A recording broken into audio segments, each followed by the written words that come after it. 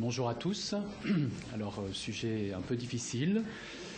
Je vais essayer d'être le plus simple possible pour que vous puissiez aborder un certain nombre de concepts correspondant donc à l'acidose lactique. Alors, sans avoir peur, nous allons essayer de commencer par voir d'où vient le lactate. Alors, ce schéma vous représente très clairement les choses. Eh bien, normalement, le glucose que l'on mange est transformé et métabolisé dans la cellule pour aboutir au pyruvate. Le pyruvate permet, en entrant dans la mitochondrie, de produire un certain nombre de réactions à l'origine de la production de 36 molécules d'ATP, c'est-à-dire d'énergie cellulaire. Donc la glycolyse, telle que je viens de la décrire, permet la production d'énergie à condition qu'il existe de l'oxygène, permettant donc d'obtenir 36 molécules d'ATP. Dans un certain nombre de conditions que l'on va décrire, notamment en cas de manque d'oxygène, mais également en cas de dysfonction d'un certain nombre d'enzymes cellulaires, eh bien, le pyruvate ne peut plus donner ces fameux 36 molécules d'ATP. Il n'a donc le choix que d'être transformé en lactate afin de produire quand même un peu d'énergie, c'est-à-dire cette fois-ci que 2 molécules d'ATP. Eh bien, c'est la glycolyse anaérobie. Donc, en cas de dysfonction cellulaire et notamment mitochondriale, en l'absence d'oxygène, le lactate provient de la glycolyse et permet malgré tout la synthèse d'un peu d'ATP pour que la cellule survive. Alors, vous voyez tout ça, évidemment, on comprend tout de suite que le lactate est un métabolite physiologique. Ce n'est pas du tout un toxique, parce qu'évidemment, tout de suite en réanimation, on pense que c'est quelque chose de grave, c'est quelque chose de dangereux. Pas du tout, c'est un métabolite naturel dans la cellule. Lorsqu'il est produit, évidemment, il va passer dans le sang et nous allons pouvoir mesurer la lactatémie. Alors, puisque c'est quelque chose de naturel, il est produit tous les jours. Nous produisons tous les jours 1500 millimoles de lactate, essentiellement par les muscles, mais aussi la peau, le cerveau, l'intestin, les globules rouges. Et donc, qui dit production de lactate dit nécessairement également élimination du lactate. C'est un métabolite naturel. Une fois passé dans le sang, il va s'en retourner au foie. Et vous voyez que le lactate va se transformer en glycogène et donc va permettre de stocker les métabolites dans le foie. C'est le fameux cycle de Cori. Donc on comprend tout de suite évidemment que l'hyperlactatémie va naître d'un déséquilibre entre à la fois la production de lactate, mais également l'élimination du lactate. L'élimination du lactate se faisant principalement dans le foie, mais avec un taux moins important par le rein. Alors, pourquoi l'hyperlactatémie va donner une acidose? Eh bien, parce que le lactate est en équilibre ionique avec l'acide lactique. Alors, ce couple a un pKa de 3,9, autrement dit, au pH physiologique, ce couple est dévié vers l'anion. Et donc, c'est un anion fort qui va donc donner une acidose. Ainsi, lorsque les lactates augmentent, le pH nécessairement va diminuer. Et donc, nous allons définir une acidose lactique comme étant un pH artériel inférieur à 7,35 avec une hyperlactatémie de plus de 5 millimoles par litre. Alors, pour qu'on aille un tout petit peu plus loin, comme je l'ai expliqué évidemment, lorsque vous avez une hyperlactatémie, c'est qu'il y a un déséquilibre entre le couple lactate-pyruvate. Ceci entraîne une accumulation d'H+, d'ion H+, à l'intérieur de la cellule, de la mitochondrie. Et donc, c'est ce qu'on appelle une perturbation du potentiel d'oxydoréduction. Et donc, il s'y associe une acidose intracellulaire. Alors, une fois qu'on a compris tout ça, comment fait-on le diagnostic d'acidose lactique en pratique? Eh bien, tout d'abord, on doit mesurer le pH artériel par un gaz du sang artériel. Bien sûr, pour définir une acidose métabolique, il faudra un pH artériel de moins de 7,38, des bicarbonates de moins de 23 millimoles par litre, mais aussi l'organisme répondant à cette acidose métabolique va diminuer sa PaCO2 à moins de 40 mm de mercure. Nous allons suspecter un problème d'acidose lactique lorsqu'il existe ce qu'on appelle un trou anionique, c'est-à-dire lorsque, en regardant le ionogramme sanguin, en faisant la différence entre la totalité des cations et la totalité des anions, on va avoir un déficit anionique, c'est-à-dire la présence d'anions indosés. À ce moment-là, évidemment, le médecin est encouragé à mesurer les lactates, et si les lactates sont élevés, expliquant le trou anionique, eh bien, c'est une acidose lactique. Si, à l'inverse, les lactates sont peu élevés ou pas élevés et n'expliquent pas le trou anionique, c'est une autre acidose. Et donc, nous avons vu tout à l'heure, par exemple, l'acidocétose. Mais également, ça pourrait être une acidose toxique ou une insuffisance rénale. Alors, il existe évidemment une très bonne relation entre le trou anionique et les lactates. Et on va dire de façon simple, plus le trou anionique est faible et plus probablement il s'explique par des lactates, et à l'inverse, plus il est énorme et très peu probablement il s'explique par les lactates. À ce moment-là, bien sûr, alors je suis toxicologue donc je me permets d'en parler, on va plutôt suspecter la présence de toxiques exogènes, d'acides exogènes. Alors méfiez-vous quand même parce que souvent les lactates sont mesurés dans un appareil de gaz du sang en réanimation délocalisé. Eh bien, il peut y avoir des fausses hyperlactatémies, car l'appareil utilise une méthodologie qui n'est pas la meilleure. Et à ce moment-là, ceci se voit principalement dans une intoxication que l'on appelle à l'éthylène glycol, c'est-à-dire au liquide de refroidissement, à l'antigel. Eh bien, un des métabolites de l'éthylène glycol, l'acide glycolique, est confondu à ce moment-là avec l'acide lactique, et donc on a une fausse hyperlactatémie. Sachez aussi que dans les sujets qu'on va aborder tout à l'heure, eh bien, parfois, il peut y avoir une élévation des lactates, mais ce n'est pas le L-lactate, c'est un autre isomère, le D-lactate. C'est une situation beaucoup plus rare. Cette fois-ci, on doit rechercher une pullulation microbienne dans le tube digestif. Donc, vous voyez, c'est vrai qu'en routine, on affirme très facilement l'hyperlactatémie en dosant les lactates, mais attention, parfois, ce n'est pas aussi simple, il y a des pièges, et notamment lorsqu'on veut mesurer les lactates par une méthodologie, on va dire, plus simplifiée, qu'est l'appareil de mesure des gaz du sang en biochimie délocalisée dans le service. Alors, ça, tout le monde le sait évidemment, les lactates, malheureusement, lorsqu'ils augmentent, c'est très mauvais pour le patient. Quel que soit le type de lactate que l'on mesure, à l'admission du patient, au pic de son séjour à l'hôpital, que l'on pondère la lactatémie en fonction du temps, voire même au sein de patients qui ont des lactates normaux, eh bien, plus le chiffre de lactate est élevé et plus le patient va mourir. C'est radical. D'ailleurs même, un indice important, c'est la rapidité d'amélioration des lactates. Vous voyez, les lactates vont baisser au cours du séjour si le patient, évidemment, est traité de façon optimale. Eh bien, dans un choc septique, par exemple, eh bien, on estime que les patients ont une meilleure survie si on arrive à baisser leur lactate de plus de 10% dans les 6 premières heures. On estime aussi que chez les patients qui ont des lactates élevés à l'entrée, eh bien, si on baisse en 2 heures de plus de 20%, ils vont avoir beaucoup moins de mortalité intra-hospitalière. Alors, le problème, bien sûr, de l'acidose lactique, c'est qu'en soi, entre guillemets, c'est un syndrome. Et là-dessous, il y a des milliers de causes. C'est ça notre problème, évidemment, puisque une fois qu'on a mis en évidence l'acidose lactique, il faut savoir c'est lié à quoi. Alors, grossièrement, on sépare 2 grandes conditions. Les acidoses lactiques d'origine hypoxique et non hypoxique, ou A et B. Alors, hypoxique, évidemment, on va les détailler tout à l'heure. On a essentiellement l'état de choc, c'est-à-dire l'hypoperfusion globale, l'insuffisance respiratoire ou l'hypoxie cellulaire extrême, par exemple la crise d'asthme du patient qui est en train de mourir sous nos yeux, ou l'hypoperfusion régionale, par exemple l'ischémie mésentérique. À côté de ça, il y a des causes beaucoup plus compliquées, non hypoxiques, alors essentiellement le sepsis en lui-même, mais aussi les convulsions, l'effort, la lyse tumorale, parce que ça induit évidemment des conditions d'anaérobiose. Mais aussi l'insuffisance hépatique, car il y a une baisse de l'élimination des lactates par le foie. Et enfin, des conditions toxiques, puisque un certain nombre de médicaments, et on va le voir, interagissent avec la mitochondrie et bloquent la respiration mitochondriale, et donc le lactate s'accumule.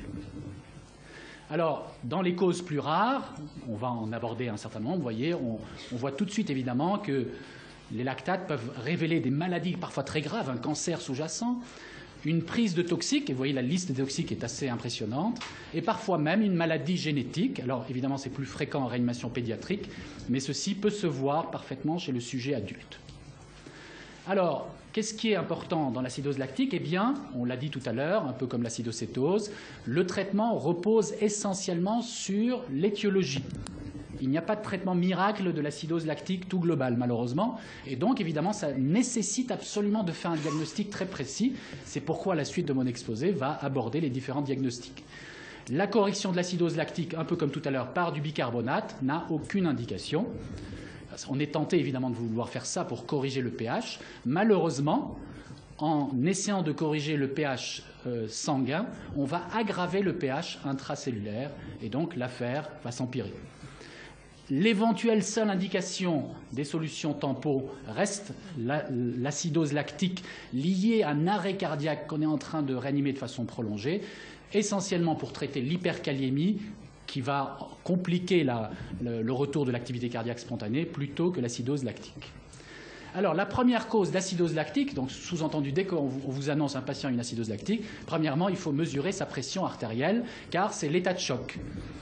Alors, vous savez, bien sûr, l'état de choc va se définir d'abord par une hypotension, mais aussi par des signes d'hypoperfusion tissulaire, et l'hyperlactatémie en est le principal indicateur.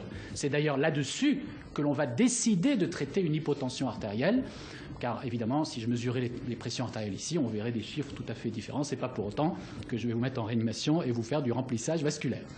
Alors, un point important, bien sûr, c'est que lorsqu'on a un état de choc, très vite, il faut en connaître le mécanisme. Et donc, on a à notre disposition des tas d'appareils, par exemple l'échographie cardiaque, qui va avoir pour but de mesurer le débit cardiaque afin de savoir s'il s'agit d'un état de choc vasoplégique ou cardiogénique, et évidemment de mesurer la volémie, d'apprécier la volémie pour pouvoir la corriger, car c'est probablement le plus simple à faire. Alors, attention évidemment, le lactate n'est pas nécessairement toujours associé à l'état de choc. Alors, j'ai mis ce travail issu de notre service, car dans les états de choc liés à des intoxications graves par les bêta-bloquants, eh bien, les lactates sont strictement normaux, car le bêta-bloquant bloque la production de lactate. Et donc, dans ces cas-là, évidemment, c'est un très mauvais marqueur d'état de choc. Vous voyez sur cette diapositive, la moitié des patients qui sont décédés d'intoxication au bêta-bloquant dans notre service avaient des lactates à tout instant strictement normaux. Alors, deuxième circonstance de l'acidose lactique, c'est les convulsions. Alors, évidemment, je suis toxicologue, donc je m'excuse, je vais prendre beaucoup d'exemples d'intoxication. Eh bien, vous voyez ici, quand un patient convulse, pour nous, en termes d'intoxication, on va devoir s'intéresser aux signes associés pour essayer de trouver le toxique en cause. Mais généralement, bien sûr, en dehors d'une intoxication, on va faire une imagerie cérébrale pour localiser la cause précise de sa convulsion. Mais les convulsions augmentent les lactates et donc créent une acidose lactique.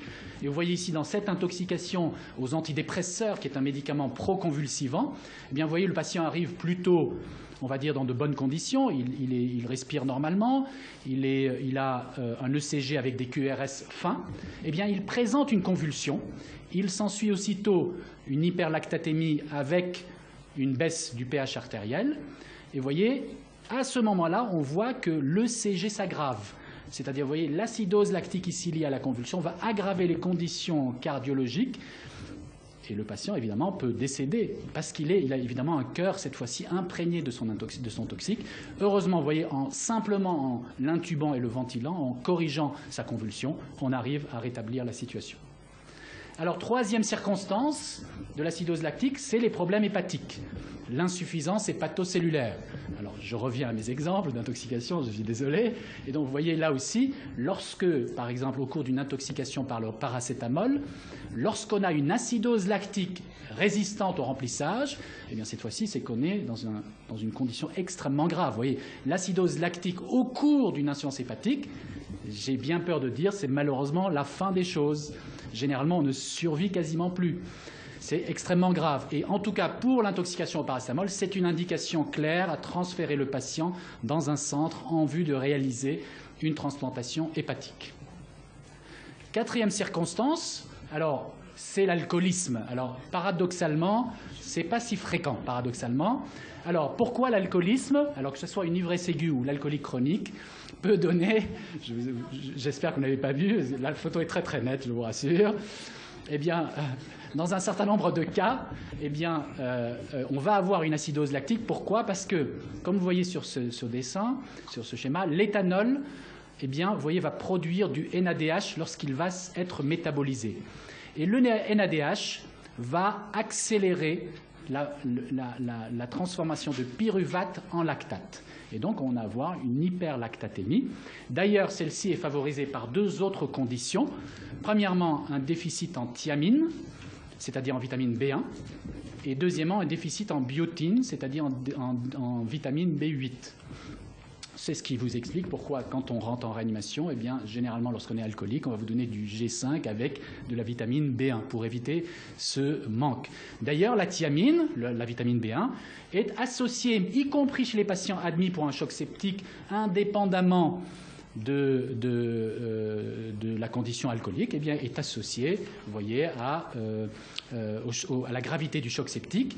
Et il y a une certaine relation entre la concentration de thiamine et la quantité d'acide lactique produit au cours de ce sepsis.